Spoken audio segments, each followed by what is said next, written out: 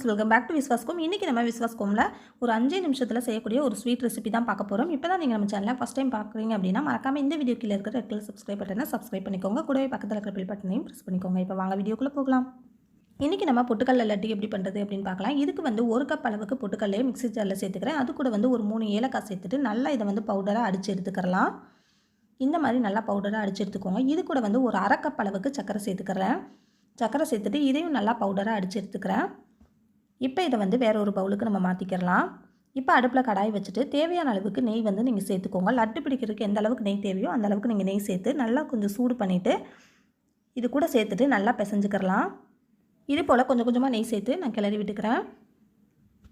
இந்த மாதிரி சேர்த்து நல்லா கிளறி விட்டுட்டு லட்டு வந்து நம்ம பிடிச்சி எடுத்துக்கிறலாம். அவ்வளோதான். இது ரொம்ப சிம்பிளாக ஈஸியாக செய்யக்கூடிய ஒரு ஸ்வீட் ரெசிபி.